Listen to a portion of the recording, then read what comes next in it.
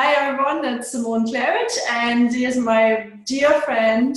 And I'm so excited that Maarten from Upstar has really great news this time. I am so excited and thrilled that I give it up to you to say the news. If you listen to our conversations before, you know we have been together in 2011 when I was in a really bad state, becoming in a bad state. I was in China with you, and I was losing my kidney already. I knew that within years I would be on dialysis. It happened in 2013. I was on dialysis from 2013 to 18.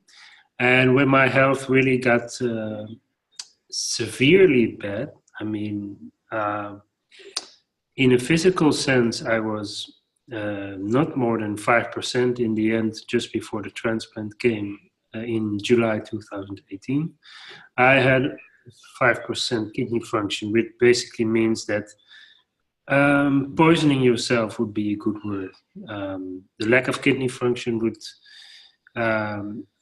whatever you want to do in life, okay, but you need some kidney function, that's for sure. So when I think when we were together in 2011, we were both interested in holistic health, both from different backgrounds, of course.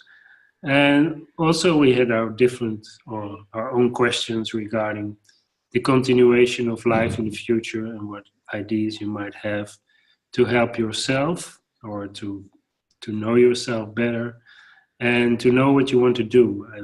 It always comes down for me on those basic questions, being and knowing where to go. With dialysis, I think the main purpose for me was survival. Survival means if your health is far from okay, then I would say, yeah, I really survived in those years. So when the kidney transplant came in 2018, and we spoke about this 3 times before, I guess, I've gone through quite some physical changes, first of all, because of the new health situation.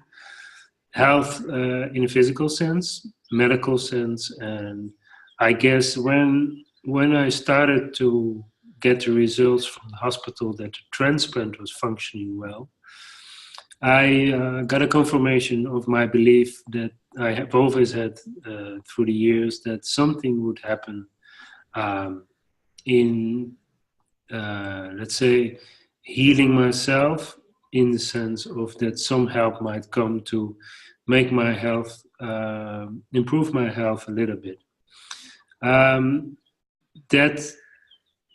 Let's talk today a little bit about the other more deep aspects of it. Is that I also had to agree that death would be inevitable with dialysis. And a few years ago, I was having health problems. Not a few years ago. I mean, a few years ago, I had a visit to the hospital, and I saw a chart about the survival rate of kidney dialysis patients. And when I touched the 5 years limit I already knew that 50% of my, let's say, my the people that started at the same time dialysis already had died. So I was 1 out of 2 dies within 5 years. And then for me, acceptance, deep acceptance of the inevitable, which we all have to face at a certain episode in our life, was accompanied by doctors predicting my future. And they try to tell you as if they know, they play for God, like, okay, within 3 months, you have still 3 months to live. You still have 5 years to live. You still have, each year of dialysis is 10 years of your life. So a bunch of these predictions were always falling on my head. And I thought, okay, this part of my life, I will also listen to carefully. I will also say, okay, what is a person trying to say, and is he right or is he not right? And even when he says such thing, does he want? What is the intention of saying it? And the intention of a cardiologist saying, each year is 10 years of your life, made me think I'm 50, okay, at that time. And so I'm 90 now, 4 years of dialysis, I'm 90. So what should I be afraid of? So it had, for me, I always had some effect, okay, if I'm 90, then okay, it's okay to die, who lives to 90. So I was thinking, sometimes you need these little words. And if you're living close to death, always because of the health was pretty bad. I had no energy. I had nothing to lose. My blood tests were always bad. So, and then suddenly there was this kidney transplant, and because I believed in it, it just came as it came.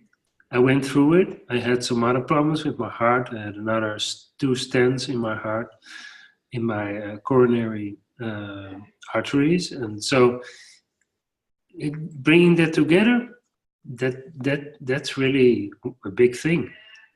If you think about it, the physical aspect, living to death very close. I've been around people that are not here anymore at that time, just 1 or 2 years ago. Who has all the experience?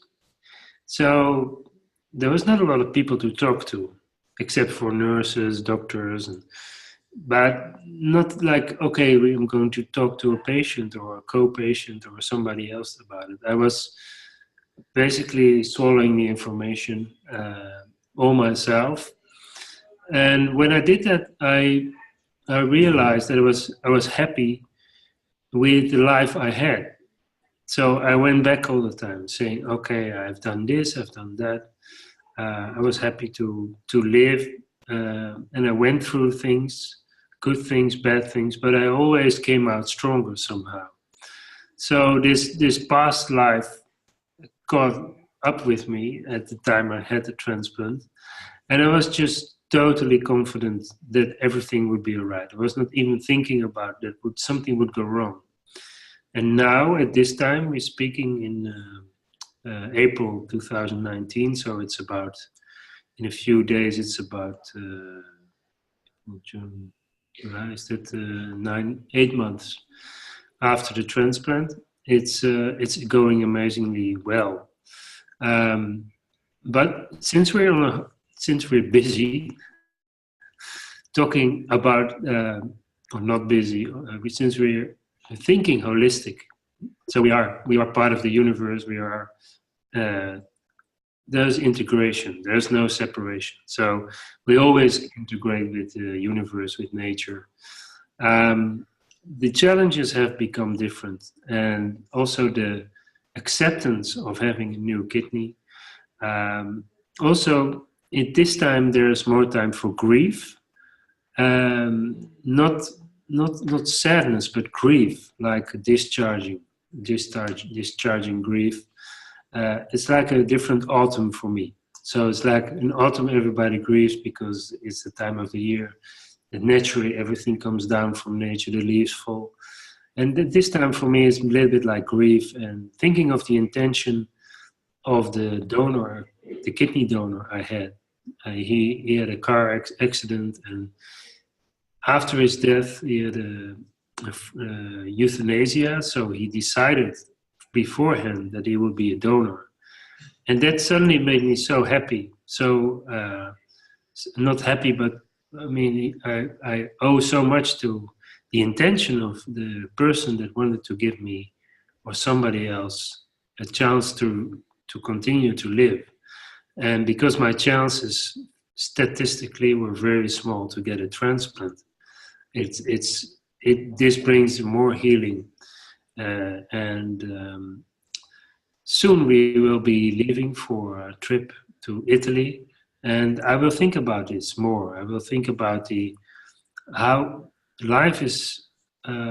We cannot predict life, how it ends or how it begins, but everything happens in between, and we make decisions. And then sometimes people say, "Oh, I want to be a donor," and then I think, "Oh, I'm the one that has received one of the kidneys of this person.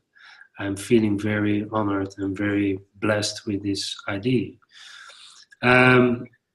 At the same time, I've become years older, so to switch from a survival mode to a, let's say, okay, everything is okay, you're healthy, you can go anywhere, you can do everything you want. It's for me, it's like there's a few things. Is I've stayed a long time in my home, so there's some ideas. I want to go out and I want to do things, but at the moment I go out, I mean, long time, I also feel nervous because I've been for a long time. I've been inside the house, so I feel nervous to go out without thinking about anything. So no worries about transplant or dialysis or nothing. I have no doctors. Even there's this feeling of addiction to a hospital. So like, 5 months I can stay away from the hospital. I don't even know what it means to stay away from the hospital that long anymore. And what will they say if I come back? So there's a lot of things and then there's another thing is about, okay, now my intention always has been to receive a kidney. So my bigger life in general has been always to have fun in life, to be working on something, to have a purpose, to live together with my wife first of all, and to have a good life. It doesn't necessarily have to be luxurious. It doesn't have to be a materialistic life. I just want to emphasize that I can do something for somebody else. And for so long, I have been doing things for myself to survive, in order to survive. And the only thing I could do was practice and sometimes share Qigong knowledge and my own. So I'm really thinking that I want to do something, and at the same time, I just want to do nothing. And so it's a little bit of a struggle. And we talked about it, I think, last time, I like to do nothing. And still there is, there's back in my mind something that I want to do something because I'm special, because I've received all this. And I think this is really the start of grief, is also the start of letting go and transform what happened so long in my life. And now everything, I got the information over and over that everything is going well, and I should do nothing else but just be cheerful and happy about this, and stick on playing around, doing things that are, silly or just playing, and then see what comes by itself. Congratulations for being able to stay out of the hospital. And that was the good news for you recently, right? That you can stay out of the hospital for now at least 5 months, right? Your life intention has now, evolved to something that you have to think now. And somehow, gather up, what is this now what you want to do, right? But as more as I can anchor myself into, I am already perfect, so as well as you said that before, right? You found yourself in that way of imperfection, you found yourself perfectly fine, right? So I think I'm looking for that too, so. Yes, I like that we talk, because I just know we connect. In that sense, it's more like, okay, slow down. I feel like, it's slow down, because we don't need to do things, because our intentions and what we are, and what I think it's really important is that whatever you do, it's okay. You know, it's okay. There's not a single thing that that you do wrong, or you have false intentions of wanting to hurt yourself or other people. I think that's really important to say and to state. Like, you have everything. It's already there. You don't need to be perfect. You don't need to be better. You don't need to be stronger, healthier, or whatever. It's just there all the time. And maybe it has to do with my aging, that I become more like, okay. I don't think so. I don't think so. I don't see age Yeah. as But a the other thing is that I remember we were together and we had I think it was, or maybe it was another time, but I had a Chinese man, older man. He's a master in Qigong, and he said he had a lesson in one morning, and he talked about seeing yourself, and he said he started with, it's very difficult to see yourself, so you can say to know who you really are, and that always stuck with me. Sort of it stayed with me. Like I always try to say, okay, this is really me, or this is what I want to do. And in the past, it was more like, this is what I need to do, because then I know who I am. And in fact, it's very difficult to see yourself. Maybe it's impossible. And you can use metaphors like looking into still water and see yourself, or and I think this is the we just go along with life. And there was another teacher who said to me, like, trouble is your friend. So I mean, what do you mean trouble is my friend? Many people have joyful lives and they don't have kidney problems and they don't struggle. And say, no, the trouble is you don't know yourself. You don't know who you are when you have no trouble. If you have trouble, you know your course. Let's call it Tao. You're one with your path. If you just always everything goes smoothly, you don't know who you are, and then suddenly happens, and you're completely out of balance, and you don't know how to come back, or you start believing in the drama of your life, and you don't come back. So I really like to come back to a state of nothingness, or the void, or blue sky, or whatever your favorite is, and to say, okay, I'm just moving along with what happens with me and around me, and that gives a lot of calmness and peacefulness, and then this is sort of meditative. It also prepares me better for engaging in life. So busy things, going to a city, in traffic, whatever, to just go and do your thing and don't think about it until you get home. You can let all the energy go down and become, okay, now this happened, and yeah, this is what but it's easier to go with daily life experiences when you feel this peacefulness inside. And maybe that's the most important thing about my transplant, is that I'm able to get into daily life activities again with other people that don't know me, that don't know my history, that have no idea. And I think it's for everybody. You're ready to. We talked about this before in 2011. Are you ready to continue your life the way you want to live it, the thing you want to do in life, and not to be distracted, and not to go back in the past, but really be ready for it. In other words, to accept life as it is. I have a question, if that is okay. You started to talk about that kidney, donor. Yeah.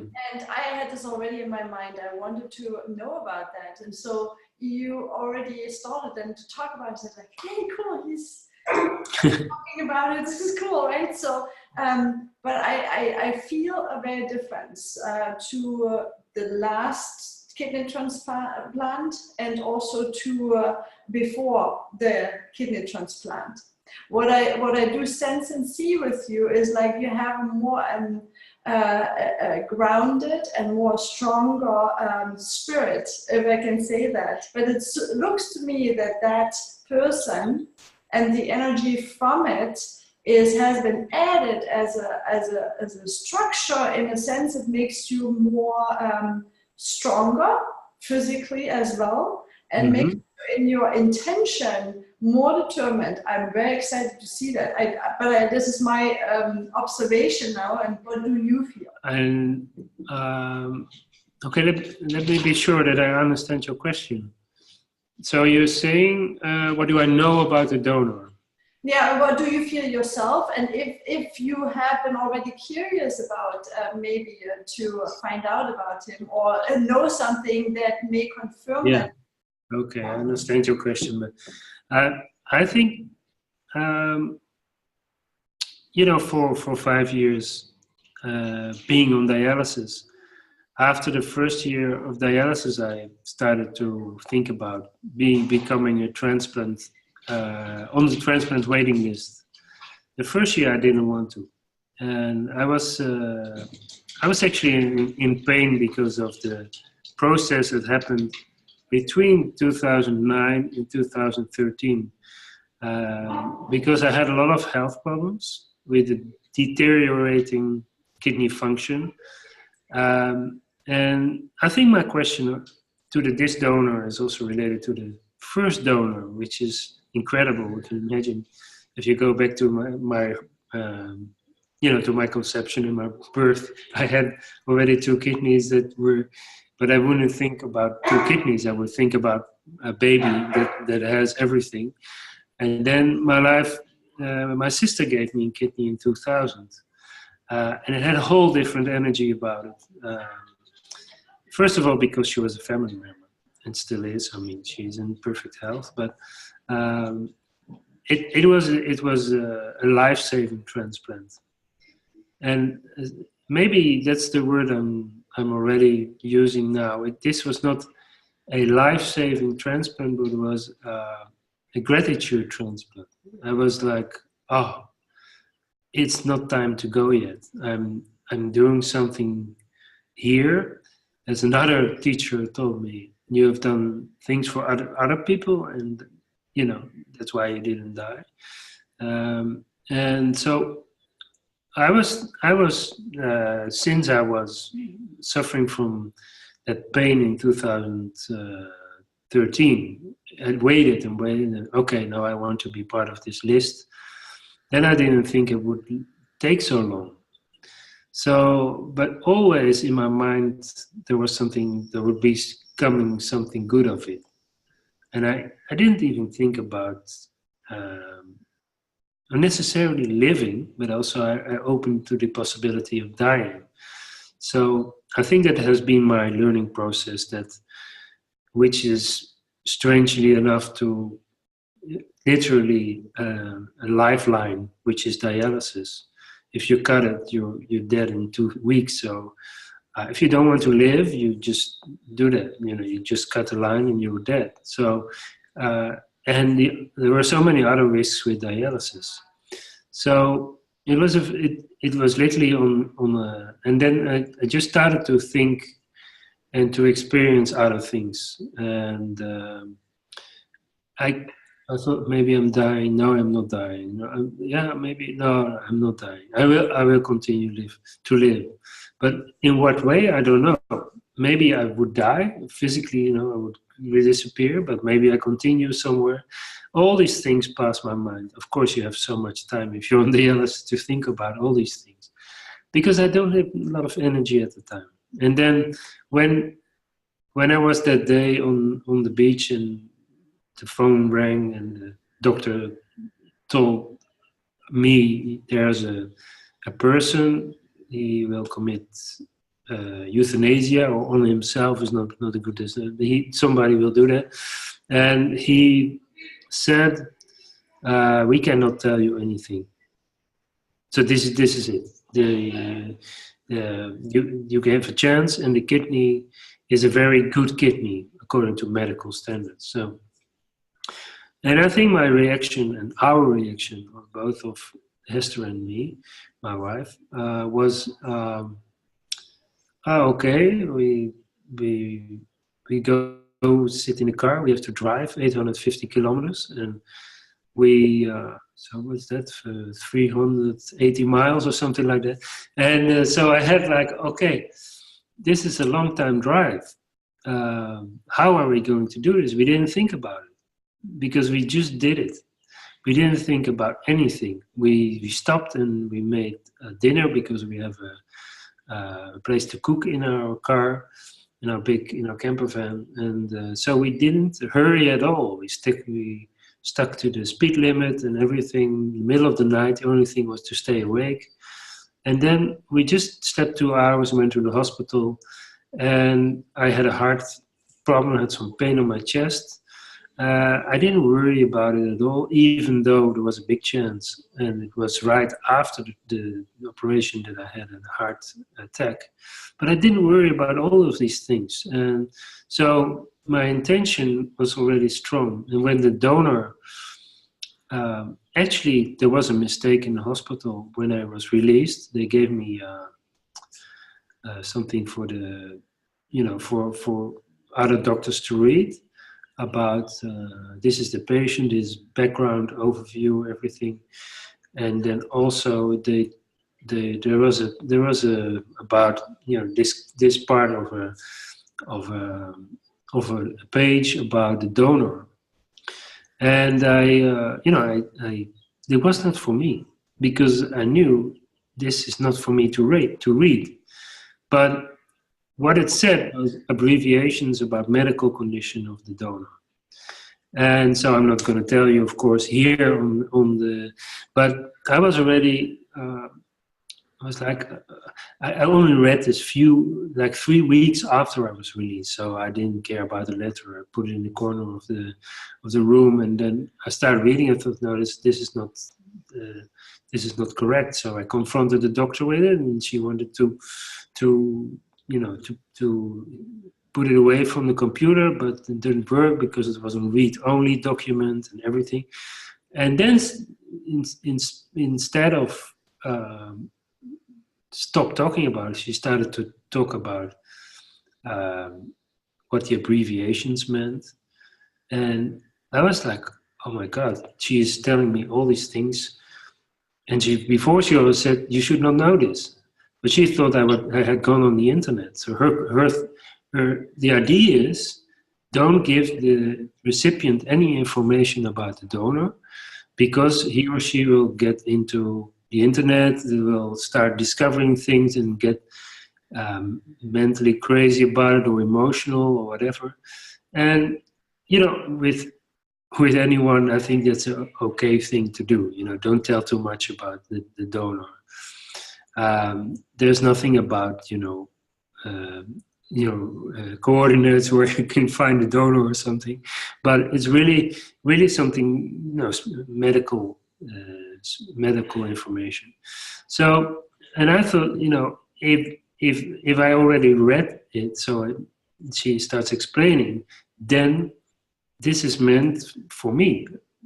It's not I don't believe in coincidence. I mean, this is the.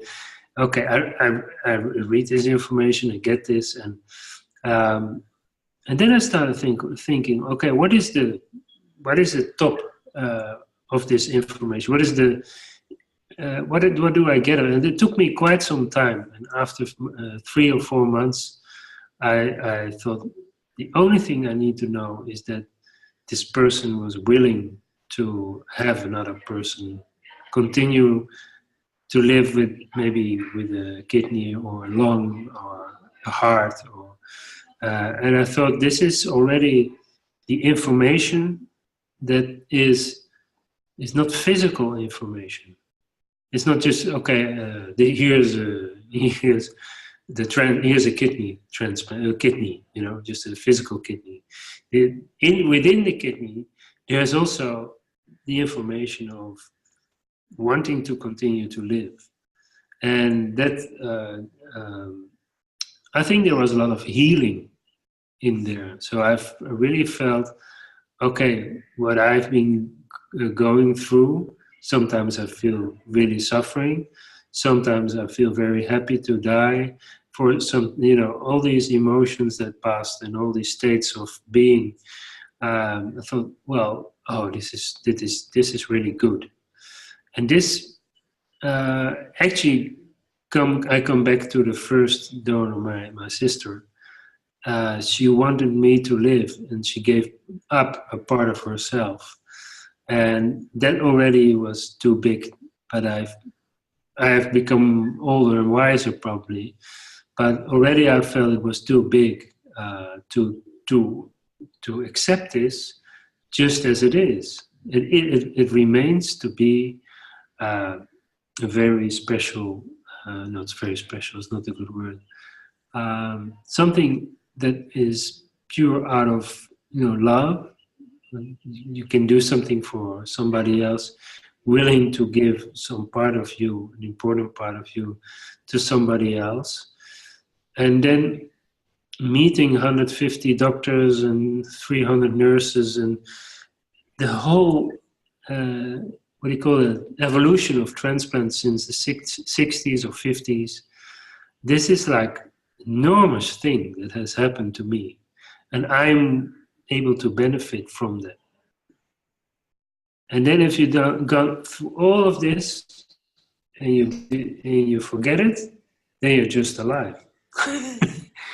that's already very difficult to understand. Just to become more present, I think, to what you really experience. And I mean, I am so thrilled to see that, because for me it looks like it's like giving the torch to the next person, because there was maybe in this person, that's how I receive it, an intention, and maybe that person lost the hope for, and you are giving that intention now, magnified further because you're stronger to continue. I'm thrilled to see those things, so it's, and you get, age is not the point, right? So you get younger in that process by getting stronger, getting more energized, get your life back, so it's beautiful. I love the whole scenario. It seems to be a match, right? So I know it might be sometimes a little bit we just record all the time. No. I want that people can see, even under the worst circumstances, it's really important to have a big message and you have a lot of people. Just to not lose hope. Just not lose the hope, because it's, if you have that body here and it's functioning, you can talk to people. It's much easier, right? If you lost the body, doesn't mean you lose your life, because life is, continuous. It's just a transformation of, but you may have not the ability to communicate the way that people can really hear you. And so you're now a funnel, as I see that, for hope, for very strong hope to continue. And this process, you really get more beautiful. You get lighter and brighter, your face comes up, and I'm happy to see that. You make me emotional, so. Oh my God. I'm just happy that we can talk this way. That's also part of the story. You don't find so many people, to be honest, that I feel comfortable of speaking with about this subject. So I think it's also important to say that the first 3 years or 4 years of my first transplant, I didn't speak to anyone about it, because I felt it was a burden to talk about it, and emotional was very difficult. And only when I start to opening up emotional life again, or maybe for different, like okay, just for being, just being and accepting that emotional life is part of your being. The early, that what I just told you before you probably record was I my wife turned 50, and I'm always saying, okay, oh God, I couldn't live without her, like the 5 years and the years before. And of course we did. Our life is in a balance. I do things for her, she does for me, and that's why we are in balance. It's not like only one way. But we don't always know what we do to, with a partner. What is the balance? You cannot always phrase it by words. So I think love comes out in different ways, and I was like, okay, I'm going to sing for her. I've never sang in public on my own, so and it took a lot of self-conviction to okay, I'm going to sing, and I did. I was happy to do it, but at that time I sang to her with 40 people around us. I felt we were just with the two of us in our home, so it was like, oh, nobody's there, it's good. And she got the same spirit, so I was so happy about it. Thanks for sharing that. That's very personal. And I mean, I just want to share with you now. So we have also a good relationship here, like sharing back and forth. We internalize something that, father, mother told us that it has to be. And we become so untrue to ourselves, not more authentic to yourself. And I think that brings so much distance and so much energetic need, because you have to hold that in some way. You have to pretend as something, and I see this all over the place, that people pretend instead of letting the real truth coming through, and that is strength. I mean, just the feeling of there are people, they are capable of allowing themselves to be. I connect to that because what you're telling is, I was in Africa in 2002, just 2 years after my transplant, and maybe I told you before, I was in a place called Mozambique, and the country of Mozambique is at the east coast of Africa, just above South Africa, and 5 of the main rivers of of Africa, they go into the ocean through Mozambique. So there's a lot of water problems. Actually, last week or 3 weeks ago, there was a big cyclone in a town called Beira, and it took the town away for 75%. And I've been in that area. It was a beautiful area. I've been in the city. I've been in exactly the area where there's now a lot of people died and a lot of problems. But at that time I was there, it was beautiful. Beautiful because I entered through, I was there because I flew there. Once I entered the country, I knew that there was no help or from any medical, there was just no medical help there. The only hospital would be in Johannesburg, 1,300 kilometers away.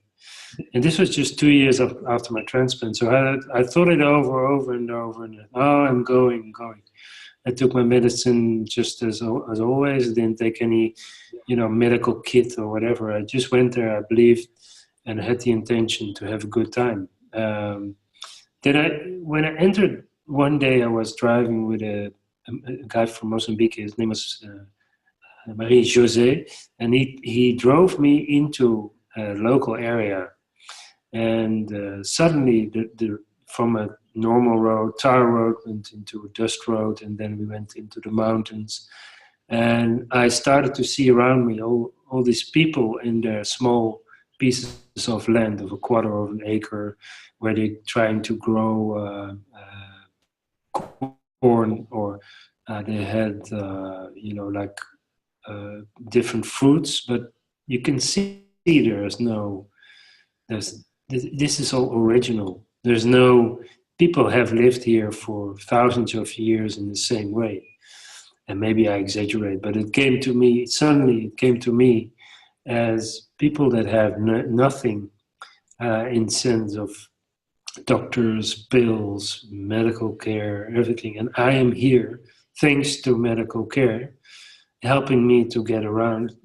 And it just came over me. I started shaking in the car, and I tried to keep it secret from my friend who was driving. And I was shaking and trembling and everything. And I just felt the way that my life was, constructed by medical care to continue where I should have been, in a different state if I had lived here. And the force of nature was the point, not that I was weak, but the force of nature came upon me like, wow, these people live together and have this village where they sit under a tree because it's too warm, and just wait, and everything is in a peaceful state, and people are having some food. And I'm coming here, like a Brad Pitt from Hollywood. It's like I don't belong here, and I'm like, oh, okay, I'm falling into this experience, and the past of 4 years medical care just fell into it completely fell away. It just it was a big release, and also a big acceptance that the planet is so diverse, and that nature is always stronger than anything else. And I was completely mixed and became one with this nature and the people there. And the whole body was like, wow, was everything from inside out, outside in, was shaking and trembling, and the tears came from me. I didn't know what to do. I was just completely lost. And this aspect of being into nature is just so overwhelming that I wish everyone to experience nature as it is, not as we want to govern nature, but to be part of it. And I think I got a little bit of a demonstration, from the universe, like, okay, you can experience this now. This is why you want to go to Mozambique. This is why you want to be here in the pristine nature. And it's also a sort of wake-up call, like, oh, okay, this is. You remember that you were natural. You're natural, like part of nature. Everybody's part of nature. You're living in a beautiful space, don't you? Yeah, that's true. It's our little paradise. Yeah. I greatly defend our natural space, but it's also the way I wanted to go here, because I our sensitivity, and I feel it with you as well, is that we need this to know who we are, to always connect to nature, whether it's a bird or it's some flower or some tree. It makes us connect, and we don't need to say anything. Brings down our we become more relaxed. Yeah, and more charging in that sense, right? So sometimes you just put your feet on the ground and it's charging you, or you don't have to do something. Right? So, yeah. By the way, what's happened to your book? Oh, that's a very interesting subject. For me, I mean, the book. I think the book is parallel to what I'm experiencing at the moment, and it's just so many things at the same time. And I'm thinking about just taking some chapters and some blogs that I've written, and to make that my book, because it's too much to compile as such. And maybe I am, though, developing my own practice of qigong through the years, and you do as well, because we all do. The longer you practice, the more you get your own philosophies and everything you gather. And that is maybe the aspect of the book that I wanted to put there.